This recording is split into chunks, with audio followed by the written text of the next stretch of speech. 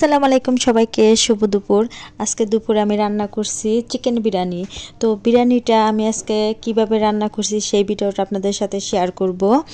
আর কেউ যদি আপনারা আমাকে জিজ্ঞেস করেন যে আপনার পছন্দের খাবার কি, পছন্দের খাবারের মধ্যে সবচাইতে পছন্দ হচ্ছে আমার বিরিয়ানি, সেটা চিকেনের হোক আর গরুর মাংসেরই হোক।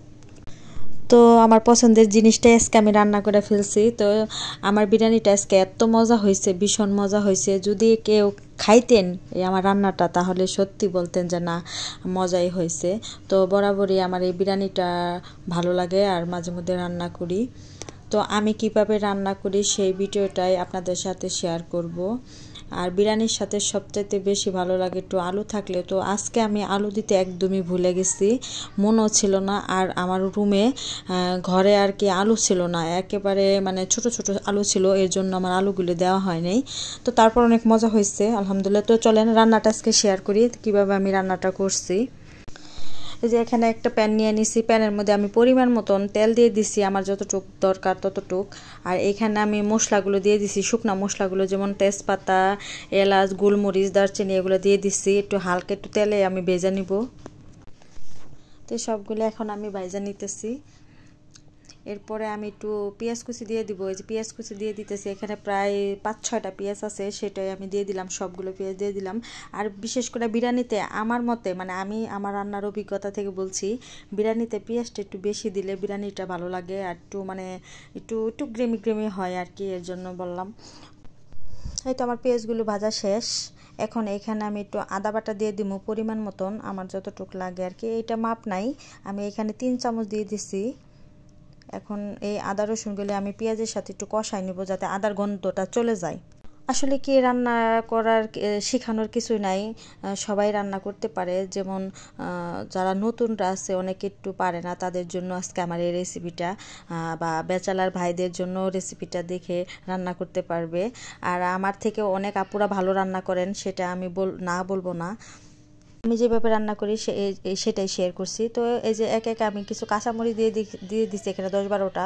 তারপরে আমি একটু জিরার গুঁড়া দিয়ে দিছি, মরিচের গুঁড়া দিয়ে দিছি, সেটাও একটু ভালো করে কষাই নিব। কষানোর পর আমি এই যে এখন মাংসগুলো দিয়ে দিব, মানে মুরগির মাংস দিয়ে আজকে আমি বিরিয়ানিটা রান্না করছি, ব্রয়লারের মুরগি দিয়ে। তো এই মাংসগুলো মানে একটা মুরগির পুরা মাংসটাই দিয়ে দিছি, শুধু ঠ্যাং মাথা গেলা ওগুলো আলাদা একটু রেখে দিছি। এখানে 1 কেজি চালের আমি বিরিয়ানি রান্না করব। মোটামুটি খালি সলিড মাংস দেওয়ার চেষ্টা করছি এবং মাংসগুলো আমি সুন্দরভাবে কষাই নিব। এই তো কষানোর জন্য আমি লবণ দিতে ভুলে গেছিলাম, এখন আবার লবণ দিয়ে দিলাম। মাংসটা খুব সুন্দর করে কষাবো, মানে একদম একটু বিরিয়ানিতে রান্না করতে গেলে মাংসটা একটু ভাজা ভাজা করে কষালে তো বিরিয়ানিটা ভালো লাগে। তো আমি একটু পানি দিয়ে দিছি, সামান্য একটু পানি দিয়ে দিছি মাংসটা কষার জন্য। তো কষানো শেষ হইলে আবার একটু বিরিয়ানির মশলা দিয়ে দিতেছি। বিরিয়ানির মশলা দিতেও ভুলে গেছিলাম, সেটা একটু আগে দেওয়ার উচিত ছিল, তো এখন দিয়ে দিলাম। তো বিরিয়ানির মশলা দিয়ে আবারও আমি কষাবো, একদম ভাজা ভাজা করে কষাই নেব মাংসটা।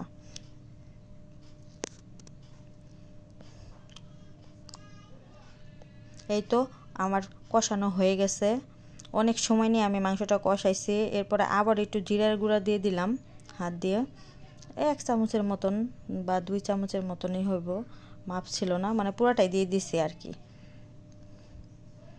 এখন জিরার সাথে মাংসটা আবার একটু কষা মানে ভাইজা ভাইজা নিতেছি। আমার প্যানটা ভালো না, আমার মানে এই প্যানের মধ্যে রান্না করলে খালি লাইগা ধরে, নিচের মধ্যে অনেক তেল দিতে হয়, তেল লাগে। এরপর আমি চাউল দিয়ে দিলাম। এখানে 1 কেজি চাল আমি আগে ধুয়ে পরিষ্কার করে রাখছি পাতিলে, তো সেখান থেকে আমি এই চাউলগুলি সব দিয়ে দিতেছি। চাউল দিয়ে আমি একটু আবারও 10 মিনিট, না সরি 5 মিনিটের মতন ভাইজা নিব। বিরিয়ানি রান্না করতে গেলে সত্য কথা, মানে চাউলটা একটু বেশি করে ভাজলে বিরিয়ানিটা ঝরঝরা হয় আর কি, এর জন্য একটু ভালো করে আগেই ভেজে নিতেছি যাতে বিরিয়ানিটা পারফেক্ট রান্না করতে পারি। জানি না কেমন পারবো, রান্না যেমনই হোক কিন্তু খাইতে অনেক মজা হয়েছিল। আর আজকে আমার কোনো ক্যামেরাম্যান ছিল না, একজনকে দিয়ে ক্যামেরা ধরাইছি, তো ক্যামেরায় শুধু লড়াইতেছে, তো আমার মেয়েটা থাকলে হয়তো বা সুন্দর করে ধরতো। তো এখানে আমি গরম পানি আলাদা গরম করে নিছি, সেটা দিয়ে দিতেছি। বিরিয়ানিতে সবাই একটু গরম পানি দেওয়ার চেষ্টা করবেন, তাতে বিরিয়ানিটা খুব সুন্দর হয় এবং ঝরঝরা হয়। এটা আমি গরম পানি দিয়ে দিচ্ছি। 1 কেজি চাউলের মধ্যে প্রায় আমি আমার ওই চাউলের পট দিয়ে 7 পট আমি চাউল মানে পানি দিছি। আর 1 মুঠ লবণ দিয়ে দিতেছি। 1 কেজিতে 1 মুঠ লবণ দিলে পারফেক্ট আমার মতে। হ্যাঁ, যার যেমন টেস্ট সে ততটুকু দিবেন স্বাদ মতন, কিন্তু আমি 1 মুঠই দিই। আর এখানে 5-6টা আবার কাঁচামরিচ দিয়ে দিলাম। আর এখানে 2 প্যাকেট আমি গুঁড়া দুধ দিয়ে দিব। আচ্ছা, বিরিয়ানির মধ্যে একটু দুধ দিলে আরও একটু ভালো, টেস্টটা একটু ভালো হয়।